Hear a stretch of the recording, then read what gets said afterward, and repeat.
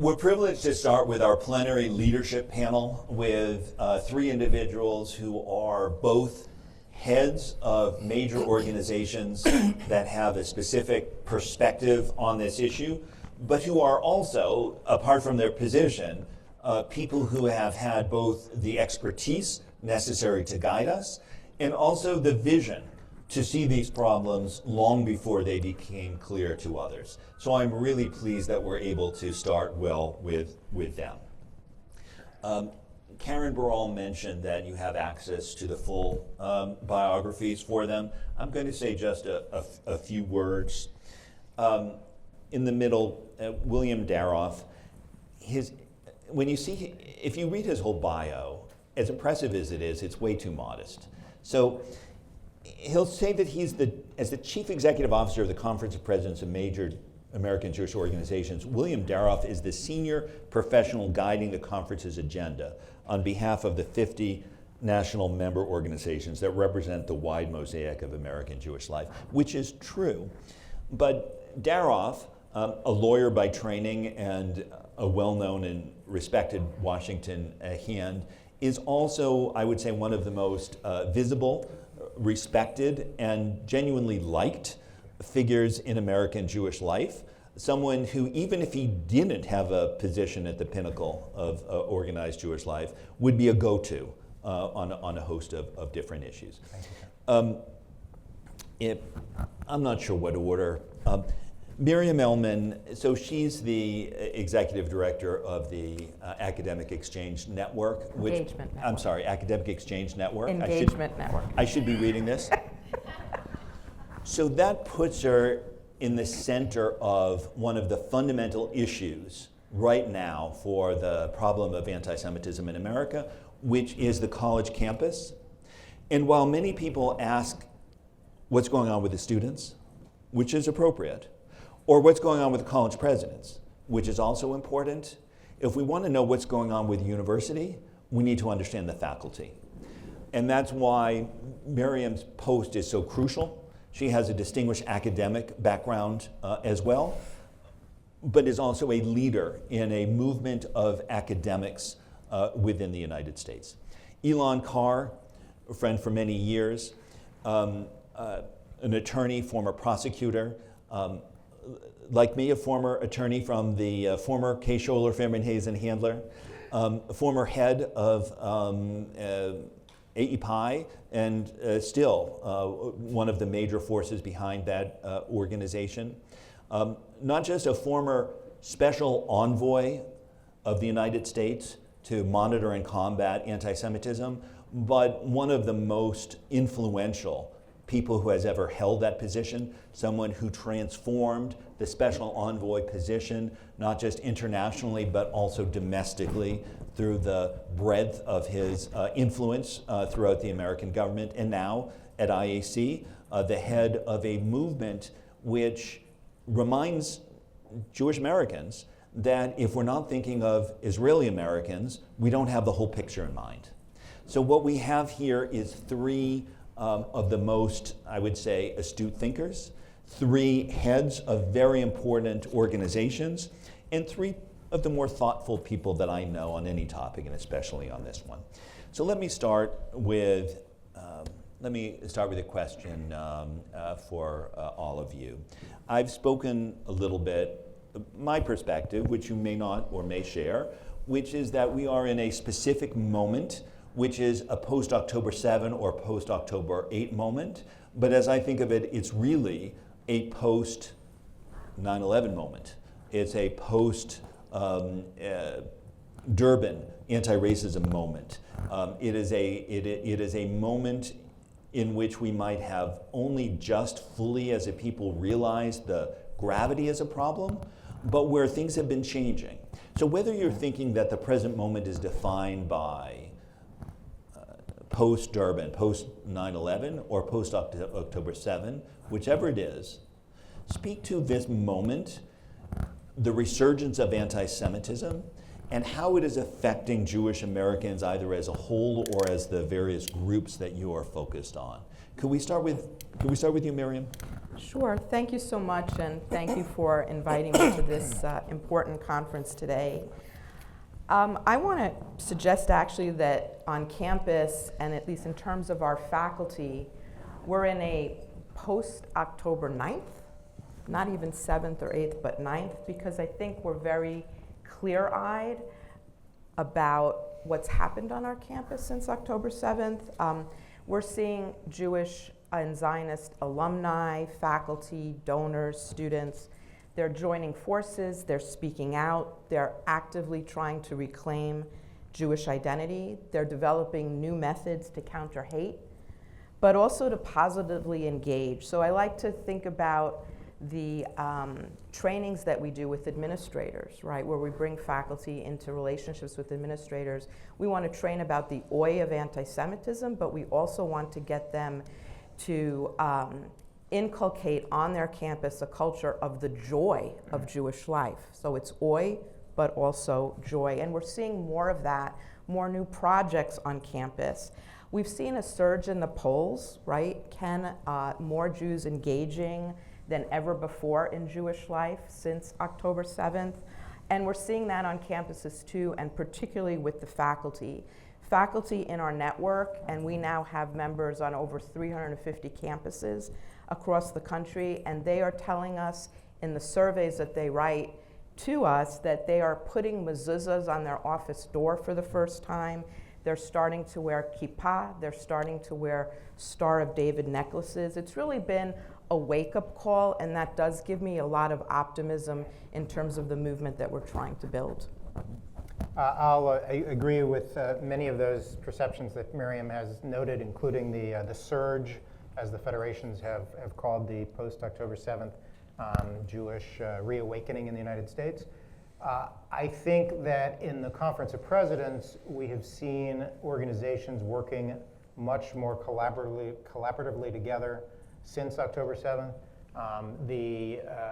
I think there was a focusing of communal priorities that occurred on October 7th, where the sort of usual food fight that tends to occur amongst our organizations just hasn't.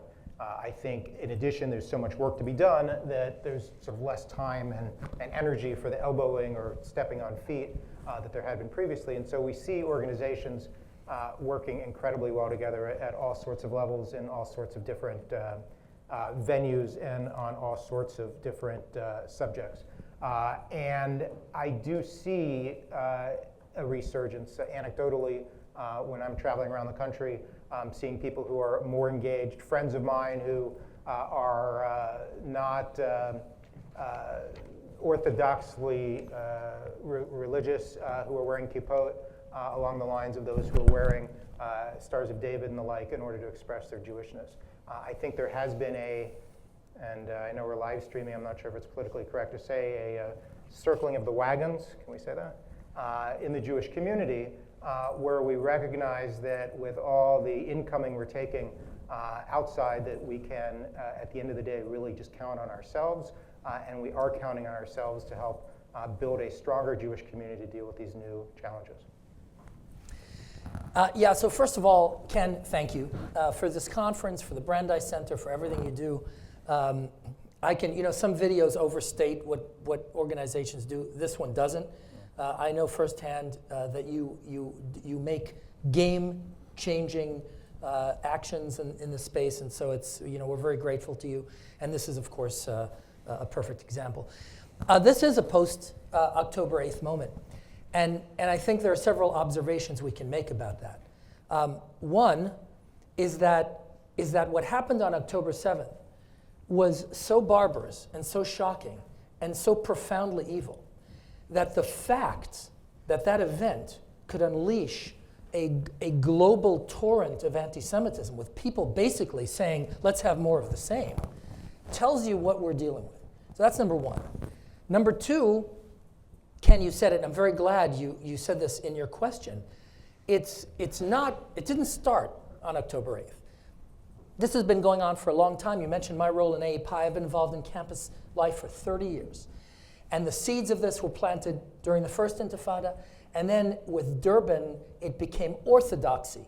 It became doctrinal, and it became clothed in the language of social justice, and it became worse and worse every year on campuses. And frankly, the Jewish community largely, not everybody, but largely was asleep at the wheel. Didn't really see the level of the threat. And so it exploded when that trigger came. Third, I think that you talked about that bargain, that emancipatory bargain, where the price we have to pay for acceptance and inclusion is erasure. That bargain changed. The price we now have to pay for acceptance and inclusion is self-hatred. That's what's required. It's not simply that, well, I'm not going to say anything about Israel. Or you have to actually dedicate yourself to the destruction of the Jewish people, and then you become welcome in those circles. Of course, I have no desire to be welcome in those circles. No one in this room does. But sadly, too many people feel the need to be welcome in those circles. And so it's very important to understand the nature of the bargain. And then the last point I'll make, and I want to end on a hopeful note, end this question on a hopeful note. Look, the Jewish people's fate globally are linked. Ish echad belev echad, one people. And Israel's vulnerability and the threat of destruction that Israel faced on October 7th, which was very real. We remember, the survival of the Jewish state was in real question, caused a feeding frenzy on the Jewish people around the world. And so Israel's vulnerability makes all of us vulnerable. But there's a corollary to that implies something else.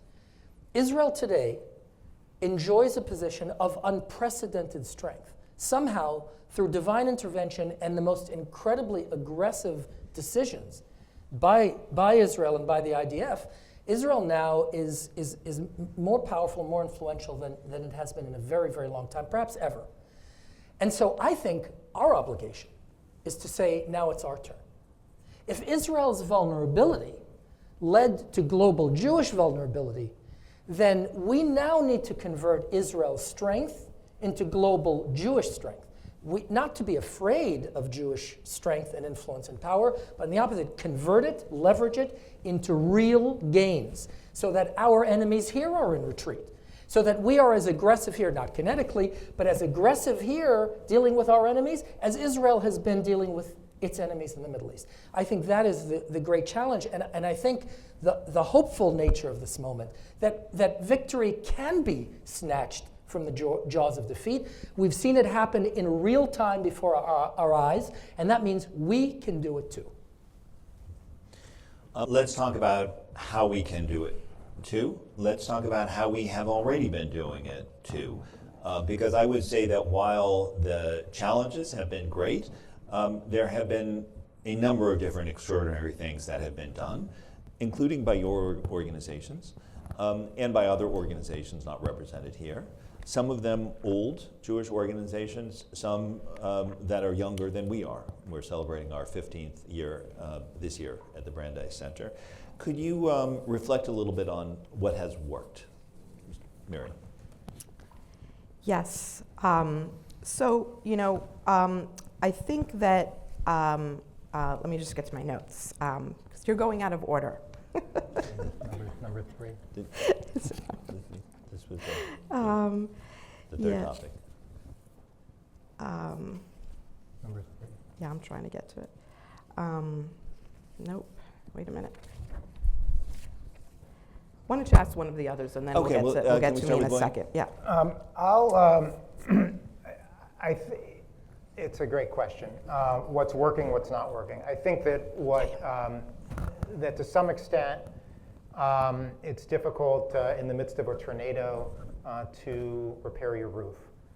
And we're in the midst of a tornado, and we're trying to repair the roof while it's happening. And so on a lot of levels, while this incoming is coming at us, it's tough to figure out how we need to reset, how we need to shift the narrative. But clearly, we need to reshift, and we need to reshift the narrative. One of the focuses that seems to be the most promising to me have been efforts that are looking to segment the campaign to combat anti-Semitism on the targeted populations that are looking to be covered. That the messaging that works for Jews in their 40s, 50s, and 60s isn't necessarily the message that works for Latinos in their 20s or for African Americans in their 60s. And so efforts, for instance, there's an effort that the Kirsch Foundation has worked on focusing on gamers, right? People who use the game consoles and whatnot. Something like 15 to 20 million Americans spend multiple hours per day gaming, right? With the goggles and whatnot. So Kirsch has, which is a big foundation in the Jewish community, has jumped into this by subsidizing gamers and sponsoring them, like how NASCAR drivers have Winston as their sponsor. So sponsoring pro-Israel gamers who will, while they're in the narrative of gaming with hundreds of thousands of people watching them, will say something that's pro-Israel or say something that's pro-Jewish. Having billboards, advertisements within these villages that are in the gaming universes. The idea here is less about the specifics, but more about saying, here is a group of people that is a non-traditional audience that we usually don't touch. What's a really smart way that we can engage with them in order to break through the TikTok or the other influences that are hitting them? And I think that is the real key, is to segment and focus on people where they are in order to try to influence them in a way that will speak to them. Okay, Sure. I'm up. So I think what is not working, at least on campuses, is the whack-a-mole strategy, right? This is the reactive approach. So we're running to fight one fire after another, right? Without a strategy, without long-term solutions, which really require the time and resources. And so I think what we need is really a comprehensive working together strategy, as William mentioned. It's going to involve the Israelis. It's not just an American solution, it's a global solution. And I want to underscore some of the messages that were already said earlier this morning, that a successful strategy is going to require combining education with law. That is very important. We need to have the right educational components so that the lawsuits can be avoided.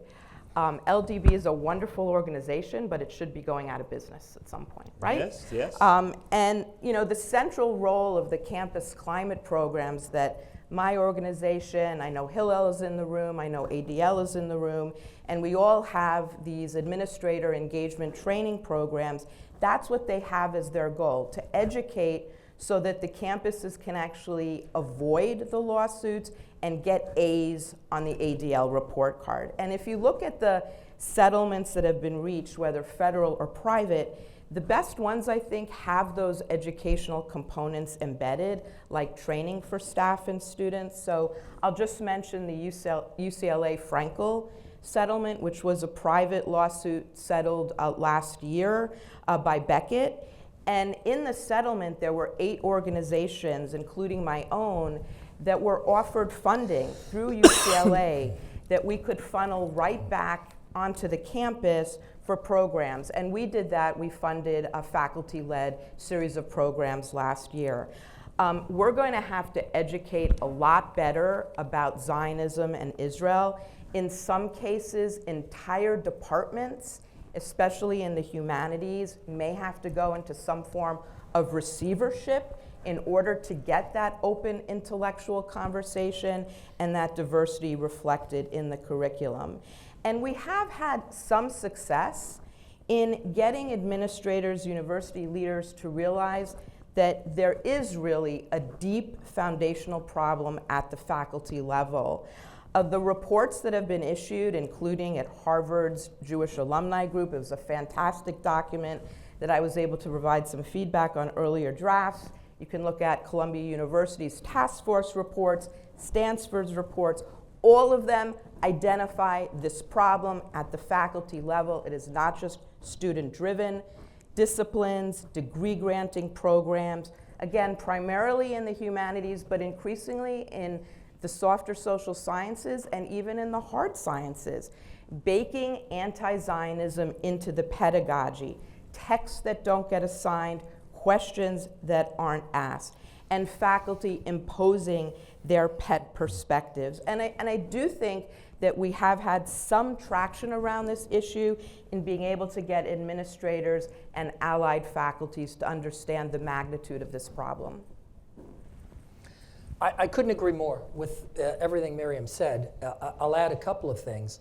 I think it's critically important to be reactive, because when you're dealing with an assault on our people, you've got to defend, but you also have to be proactive.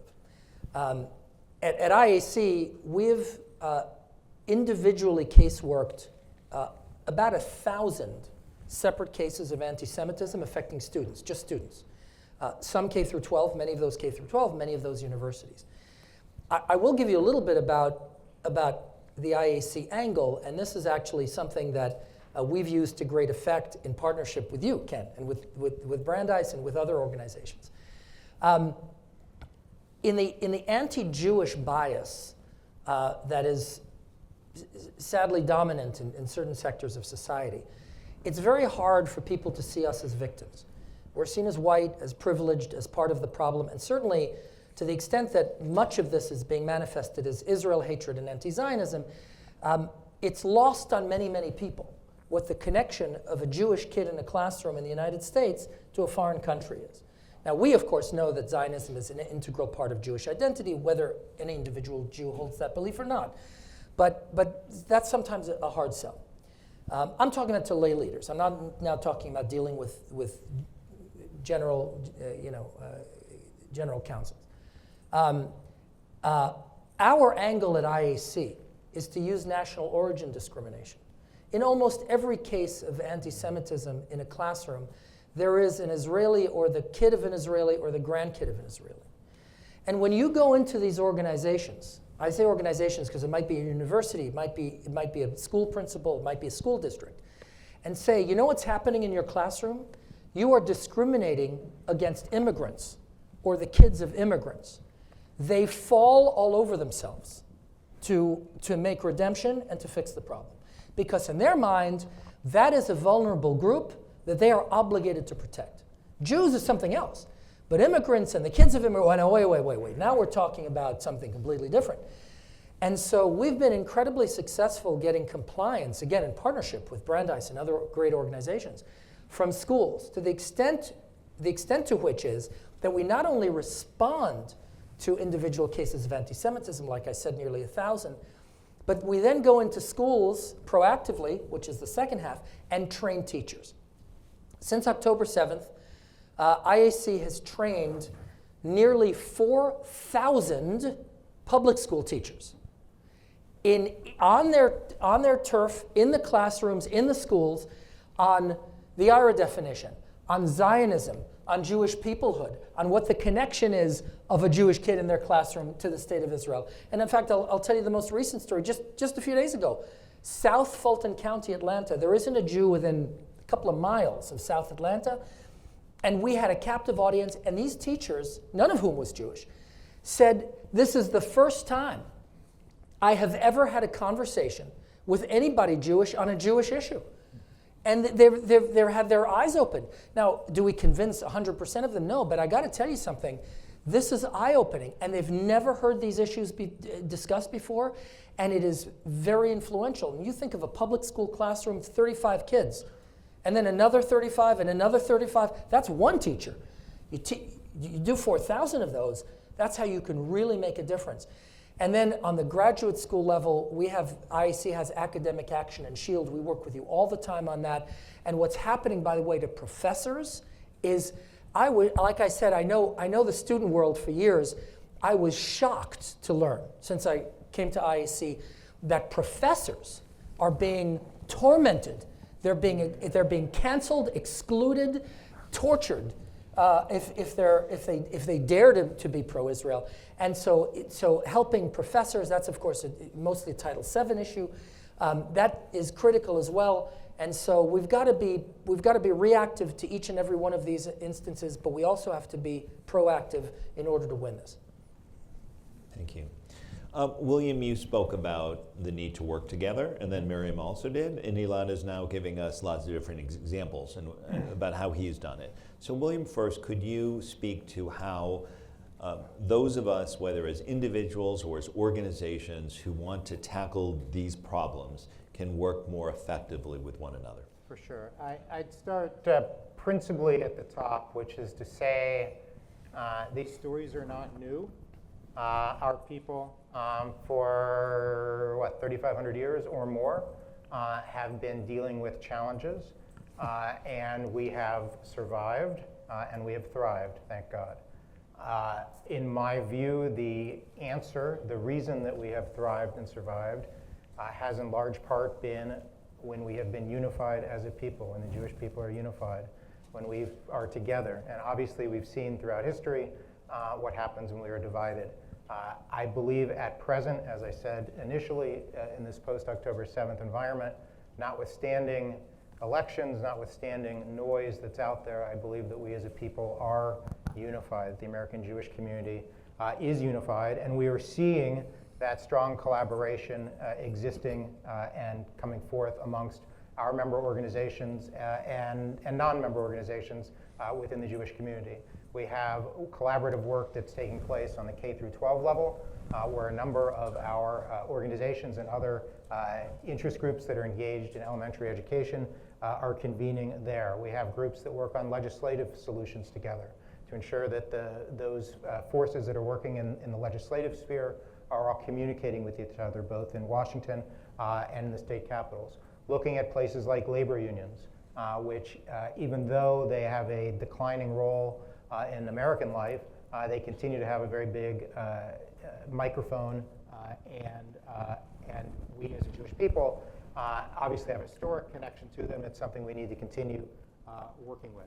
And then lastly, we've had great examples of cross-sector collaboration being incredibly more engaging and more happening. For instance, with healthcare anti-Semitism in the healthcare field.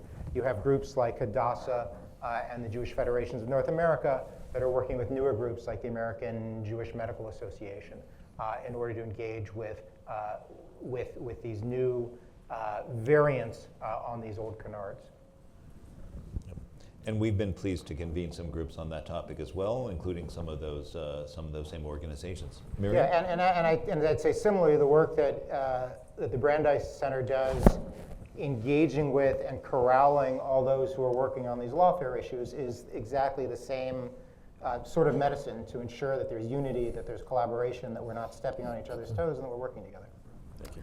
If I may, I just want to pick up on two finger on something Elan said about professors facing hardships and pressure on the campus. And as you mentioned, that is not new.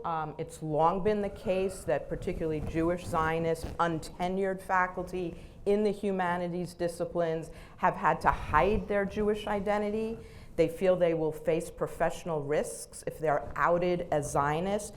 But the exponential magnitude of that perception, and it's a reality, since October 7th has just been unprecedented, the sheer volume of it. And so in the fall, my organization and ADL, we actually partnered on a survey of faculty.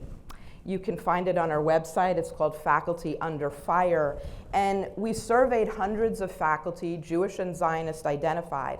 70% of these respondents said that fellow colleagues on their campuses are the key sources of anti-Israel bias and anti-Semitism. This is not primarily a student-driven problem, and they're facing profound mental trauma. They're facing the professional toll of anti-Semitism. Some of them are leaving the profession. And I just want to share this one statistic. 20% is shocking.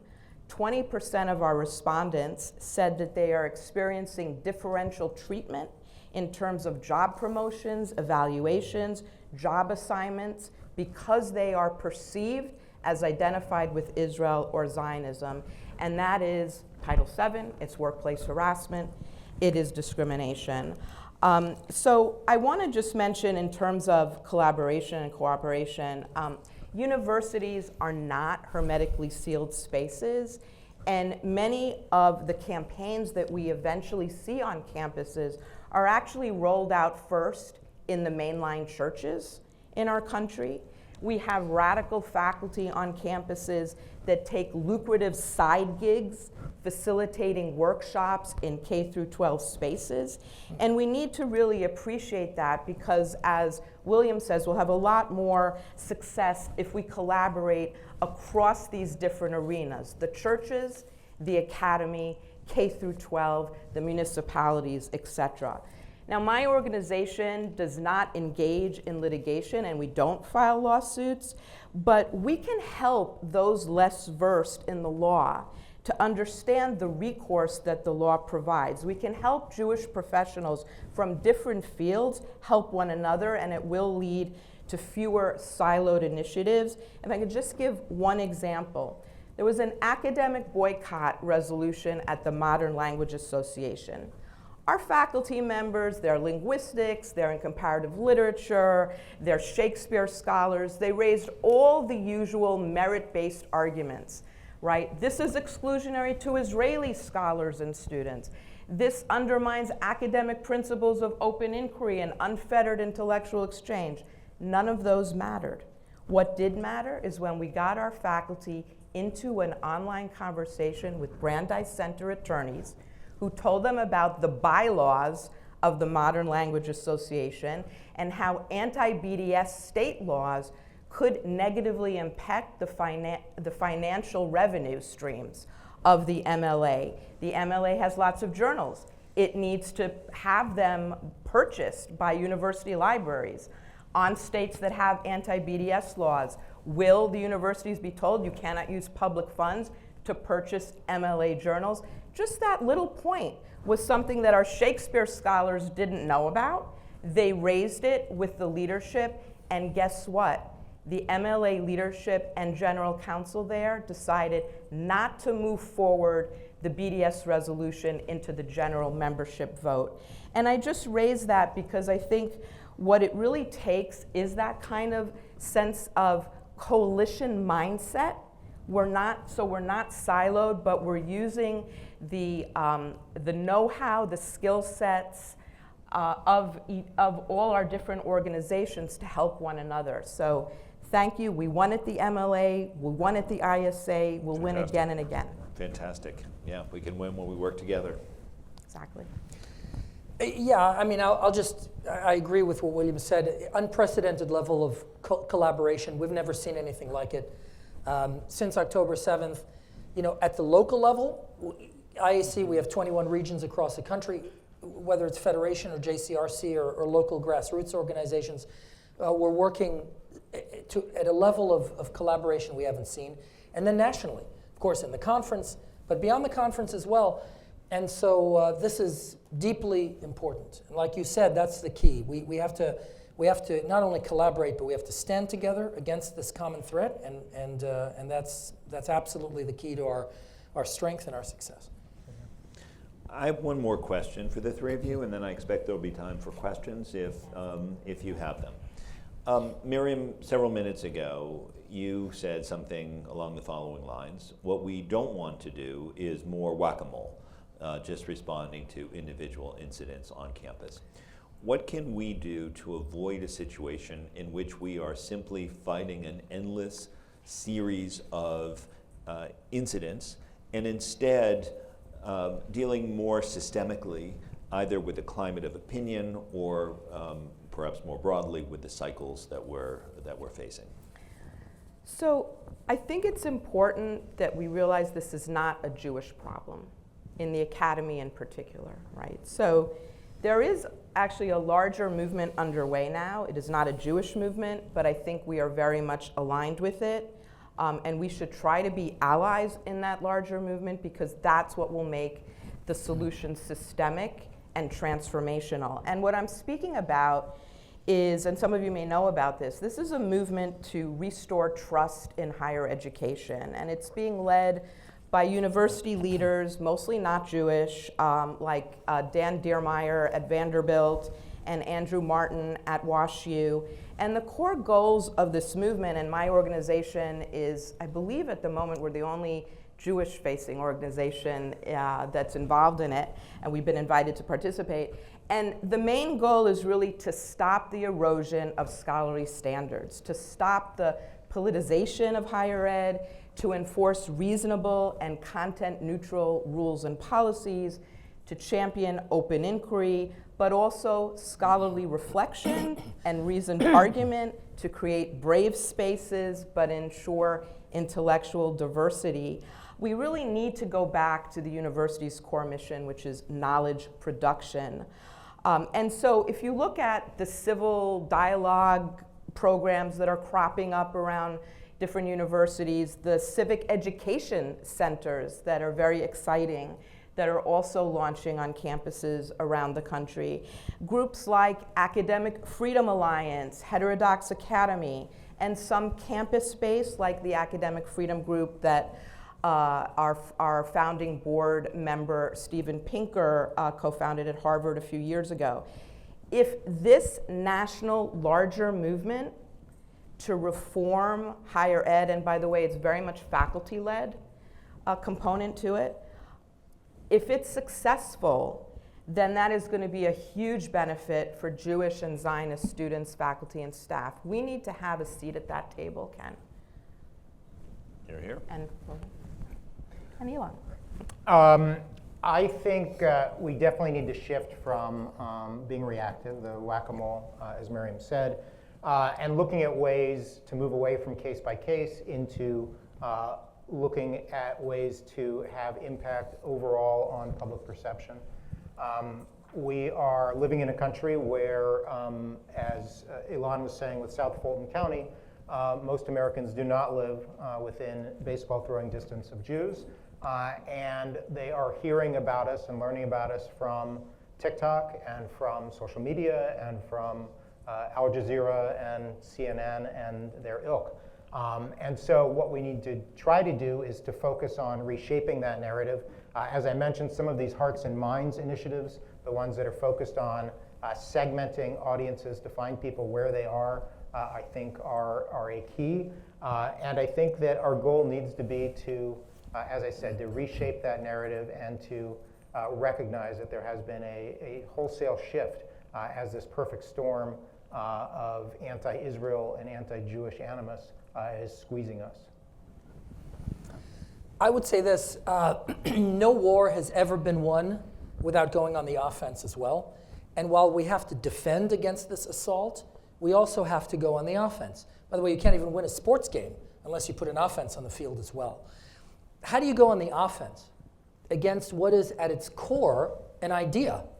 It's or I would argue a spiritual sickness. That's what Jew hatred is. It's a spiritual sickness. I go back to how you opened this conference, Ken. You talked about law as one pillar of the three, education as another, and the third, public policy. So let me say something about education and public policy. We have got to now start driving a philo-Semitic narrative. We always talk about what needs to come out, about what needs to stop, about what can't continue. Yes, we need to talk about that, but now let's talk about what we need to put in and what needs to go, what needs to proactively be driven. And that is a narrative that breeds deep appreciation and affection for the Jewish people, for the Jewish story, the biblical story, and for the Jewish values that shape this country. This country wouldn't exist without Jewish values, which our founding fathers explicitly embraced. The civil rights movement would not have happened without explicit reference to Jewish concepts and Jewish values. And it's high time every single kid in every classroom knows damn well what the Jewish people brought to the world and what the Jewish people brought to America. We don't talk about this. And that's what, I'm not looking to be tolerated. I want Jews to be celebrated with affection. And I'll give you an example. There's a vehicle for doing this. It's called Jewish American Heritage Month. Most people have never heard of it. Thankfully, through the work of the conference, I stressed this when I was special envoy in government. We need to infuse real content into this vehicle for doing exactly this. Black History Month, everyone knows about it. It's filled with content. Thank God, that's how it should be. Jewish American Heritage Month needs to be impactful, it needs to be rich, it needs to be real, and it needs to convey an understanding of who we are as a people and what we've brought to the world. We should shout it from the rooftops and be proud of it. And that's how you define the anti-Semites. Instead of allowing them to define us, you define them as standing against the godliness and the values that we brought to the world. That's one thing. And then let me just But before add, you move on, tell them when it is. oh, it's 'Cause they May. get- That's yeah, right. it's coming people right don't know. up. It's coming right up. It's in a few weeks. It's the month of May. And by the way, why did Congress, it used to be a week, and when it was a week, it moved between April and May, and then it became a month. It was May. Why is it May? And which week was it? It was the week of Yom HaAtzmaut. And then May was selected because of May 14th. So Congress, even Congress understood that Zionism and the existence of the Jewish state is an inseparable part of Jewish identity around the world and Jewish peoplehood around the world. Congress understood that. And so we need to shout this from the rooftops. And now let me even go more broadly. It's not only, we say this all the time, Jew hatred isn't only about Jews. This is a war for the soul of America and for the soul of civilization. And Jew hatred is human history's greatest barometer of human ruin and suffering. We are fighting, in fighting this, we are fighting for the future of our country. And we're fighting for American values. And so we now need to get serious more broadly than our parochial concern about teaching American values. We talked about this last night, Ken. We have to start teaching American values. For those of us who sat around a Seder table, we understand and we were committed, and we explicitly said that we're committed to passing on to the next generation an understanding of who we are. America needs to do that. We can't safeguard this republic unless we teach American kids what this republic is, why it was founded, and what our values are, what our constitutional structures are. And by the way, you can add critical thinking to the mix as well. And these are things that are not taught. And look, I'm a federalist. I believe in federalism. But this is a national crisis with national implications. I think the federal government needs to say no money goes anywhere to any educational institution unless there's Western values, American civics, basic principles of the United States as part of the curriculum. We have a right to demand that with our tax money. And I think it's high time we start teaching American kids how beautiful this country is, because if we don't, God forbid, we will lose the best of America. Very good. So now it's on you. Looks like, well, we have a question over here. Oh, it looks like Karen's found a few questions.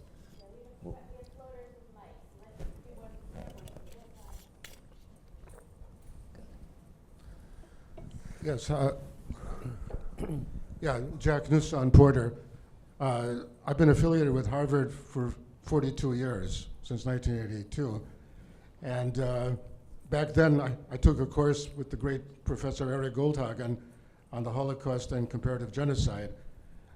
I've taught that course at other colleges. I've never been able to teach it here for some reason. I can't, and even the Hillel, I want to teach a seminar on that, and also I want to teach a seminar on, well, yes, radical Jewish philosophies from the left, the right, the center. I believe we should discuss them all. They're afraid. They're afraid of controversy. We know someone at the Chabad who might host you. All right, I'll do it through the Chabad. The big issue, and we're going to discuss this all day long, is Zionism. 70% of all professors are left liberals. I mean, they're progressive. You're not going to change that. You know, Norman Podhoretz wrote a book, Why Jews Are Liberals, 40 years ago. You're not going to change it. We need a progressive Zionist approach to talk to the people from a progressive point of view and a Zionist. And I've talked to some of the young people in the encampment when they were protesting. They never heard of progressive Jews. They never heard of that you can be a progressive person and a Zionist. They're not teaching it. Even in the Hebrew schools, they're not teaching these things, let alone the colleges. So that's my perspective. Thank you. Did anyone want to address any of those things? Thank you for your perspective. I'll just say that every Zionist, progressive faculty member in the US is a member of AEN. And so one of the things we have told administrators is when you go to build your task forces, look at our list. Those are the people you actually want to create your anti-Semitism task force reports, not the anti-Zionist Jews who are a minority, who do not speak for the larger community of Jews here in the US or globally, right? And so just do your homework, do your due diligence, and don't allow minority fringe positions. And they can have their club, they can have their Jewish Voice for Peace on campus, they can be a member of a Faculty for Justice in Palestine club, but they cannot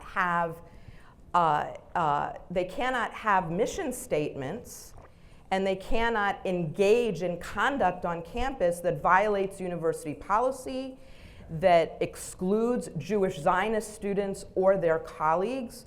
And I will tell you that, look, academics don't go into the fields they work in because they want to be activists, right? They want to do quality research. They want to teach amazing young students. But after October 7th, our faculty members said, we are ready to be activists because we have had it up to here and we've fed up. And one of the things we're doing in our organization, because scholarship is one of the 3 pillars, along with litigation and law and public policy, is we are giving grants to our faculty, many of them those progressive Zionists you speak about, to retool. They are senior respected leaders in their fields, whether it's sociology, anthropology, education, right? And they are retooling their scholarship so that they can be part of the fight against anti-Semitism and anti-Zionism. And that is very exciting. We're seeing that in law, in education, in languages, in public health. So I'm a perennial optimist. I think there's going to be room for your course.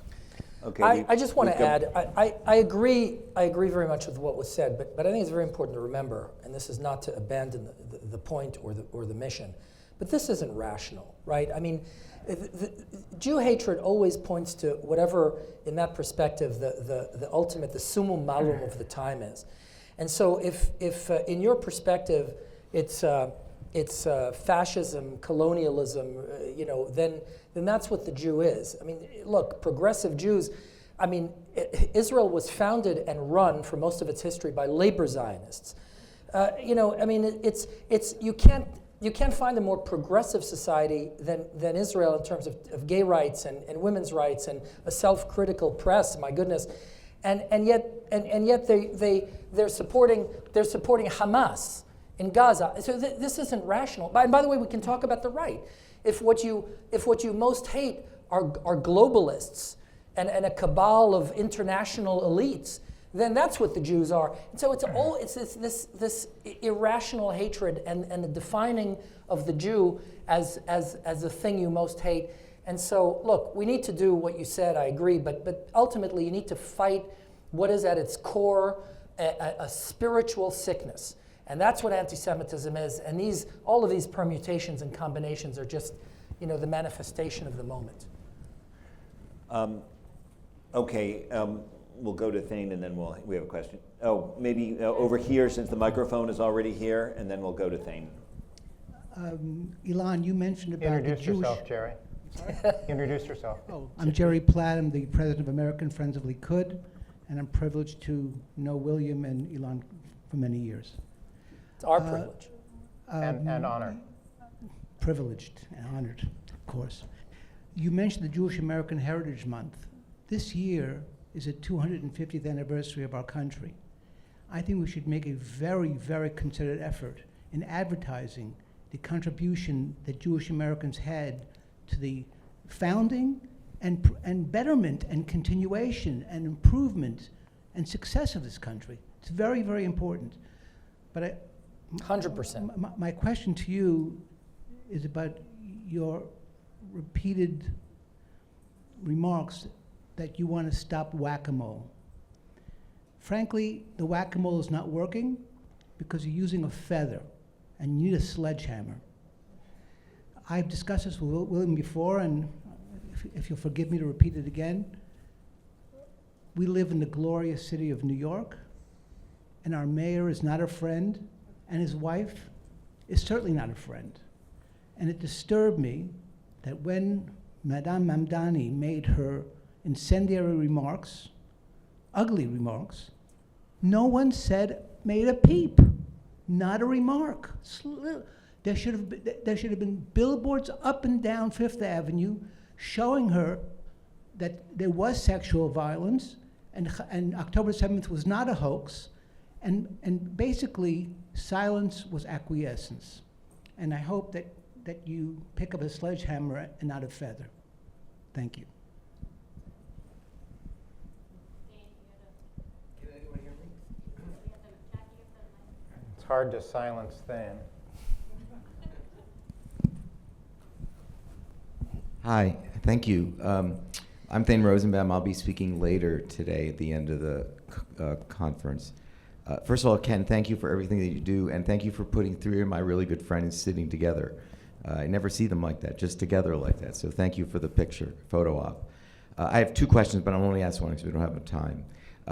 Miriam, you and I spoke at the very first academic engagement, the founding of the movement. I think we were the 9 o'clock speakers, so we were like the two first speakers. But we were also the youngest people there by miles. No one was there that wasn't elderly. No one was there that didn't have tenure. Everyone was terrified out of their mind. Years later, when I spoke at one of your events during the pandemic, I saw lots of young faces. And I think the same question goes to William, who you've taken me twice to Israel with you with the conference, and it skewed older. It just skews older. And Elan does this to his work with the State Department. I'm wondering, are we developing a new generation of Jewish leadership? Are you seeing, perhaps in the aftermath of October 7th, as we heard from the rabbi, a galvanizing of youth? Are we preparing another? Because this isn't going away. And as effective as Ken Marcus is, this is endemic to where we are. 97% of the law faculty hates Israel, right? And they have tenure. They're not going anywhere. We have never seen the level of political influence of anti-Jewish. I mean, it's not just Bernie Sanders, right? It is intense amount. The Democratic Party just voted, a majority of the senators voted against military aid to Israel just the other day. We've never seen anything like this. And so this isn't going away. I'm wondering, are we prepared to galvanize and mobilize the Jewish community as a civil rights movement into the future? I think youth is the key. I mean, the Conference of Presidents is made up of the presidents of these organizations. Presidents of the organizations tend to be people who have worked for decades in the Jewish community, decades in those organizations, so they're usually not 30-year-olds. They're people who've been around the table for a long time, so we skew in the direction of the experience of the organizations that elect their leaders. That being said, we have just started a new ambassadors program where our member organizations nominated young leaders, people who they identified as being future potential chairs of the organizations, for a 13-month immersive program, including an Israel experience, where we're taking these young leaders from the disparate organizations that make up the conference and having them engage together when they're young. The idea being that when Jeremy Ben-Ami and Mort Klein, if they'd been around this table 30 years ago, then now when they are where they are, maybe they would be in a place where they could understand more, collaborate more, find common ground more, et cetera. Don't tell Jeremy and Mort. Sure. Don't tell Jeremy and Mort I use Yeah, their I was names. going to say. We're live streaming. So that's something we're trying to do at a top level within the community in order to build leaders who understand what leadership is. And I think that as it goes to unity and to collaboration amongst leaders of the Jewish community, it's something that each and every one of us must make a positive, proactive decision every day that we're going to work to build the community rather than to divide it. That we're going to be okay biting our lip to have 90% of what we're looking for rather than 100%. If it makes it so we have greater shalom bayit, we have greater peace within our house. I think that's something that we as individuals can do, we as leaders can do, we as organizations must do. And I think that's a real key to success here, and the youth is clearly a piece of that. Thane, I couldn't agree with you more. Nothing more important than that. I think that's where a lot of our efforts have to go. And I can tell you from the perspective of where I come from and what I do, IAC is different in the sense that we're not just an advocacy organization, we're a community-based organization. So our membership is kids, teens, students, young professionals, parents, and grandparents. And we put enormous effort into the younger side of that. We have, for example, we have just in the Boston area, where we are now, we have 700 young professionals, just young professionals in our what's called EDGE program, right here in Boston. That's just in Boston. And so we are very focused on young professionals and students. We've launched a program called IAC Magen for Teens, which trains teens on leadership and resilience and Israel and connection to heritage. So IAC is front and center here. I'll also say, Ken mentioned my role in API. I was in the leadership of API. You're talking about nearly 10,000 students on 160 campuses where commitment to Israel is not even a question, it's policy, where there's pride to stand up and support the Jewish people on every campus API is on. And so there you're talking about a game-changing laboratory of leadership for the Jewish people. You want an example of that? On this panel, every male on this panel is an API brother. So there is tremendous leadership in API. And then I want to also, in deference to my good friend, our great Rabbi Zirchi, Chabad, what Chabad is doing is changing the future of the Jewish people. I mean, I cannot say enough how great Chabad is. They're open to everyone, not every idea, thank you for saying that, but they're open to every Jewish kid, regardless of observance level, and they become prouder Jews, and they celebrate their Jewish identity, and they're ready to go out to the world as committed Jews who love who they are and aren't embarrassed of who they are. So I actually think there's a lot of effort going into that. The problem we have is Jewish education.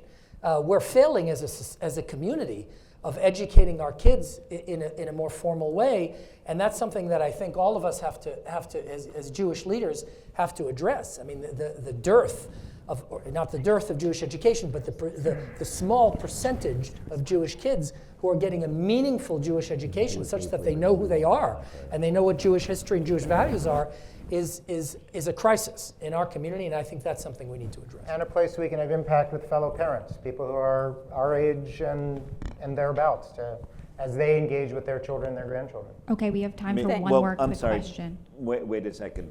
Miriam may Yeah, I want to just speak. want to thank Thane. We were among the first 25 faculty members in Academic Engagement Network back in 2015. And when I came on board as ED, I made it a mission to bring in junior faculty and to support them. And we have a very vibrant community of junior faculty now. We also have, after October 7th, launched Faculty Against Anti-Semitism movement.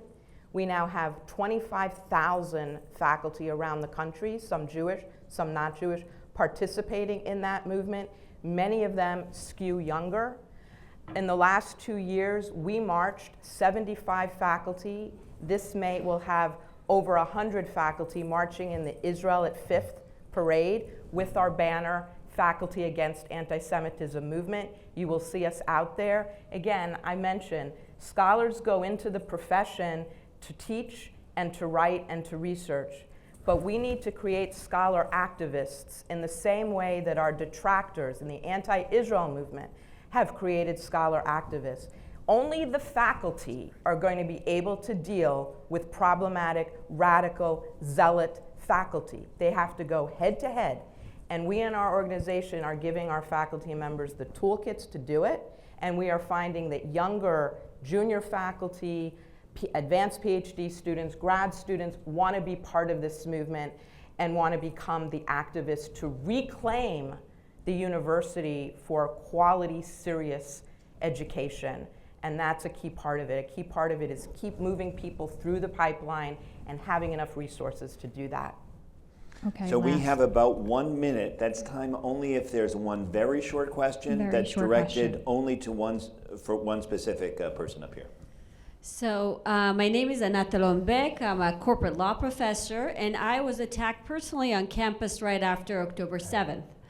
And I decided to act, and I joined the National Jewish Advocacy Center and helped grow it, and I still am being attacked even more. The more I speak, the more I get attacked. And something that is frustrating to me, I will have to admit, and I think this panel is very relevant for that, is that 2 years after October 7th, we are still not organized. We don't have toolkits. We don't have messaging. I see what's going on campuses. There are organizations on the other side are organized. They have toolkits. They have marketing materials. They collaborate. They get together. We are not there. 2 years after, we are still nowhere there. So I want to know what can be done to change that. We have to have that. We are not united on our messaging from our side. Thank you. And the good news is that any one of you has up to 30 seconds to answer that question. I certainly can. We invest in this. We have coordinated messaging that we put out to our community. Again, we're a community organization, so we're talking about well over 100,000 people that we touch on a regular basis. And we do put out messaging and priorities. But I think, look, we need to do better. Our community is never going to be like our enemies. They get top-down direction, and they say, yes, sir, yes, ma'am, and they go march, and they don't question, and they all talk the same, and they say the same thing. Our community is never going to do that. But that doesn't mean that we can't be better at coordinating and educating and getting on the same page. The conference, is strength through unity, right? I've heard that said. Yeah, absolutely. That is our key. That is our Right. special sauce. Ken, thank you so much for bringing us together. Thank you for convening us, and thank all of you for voting with your feet to be here. So we think this panel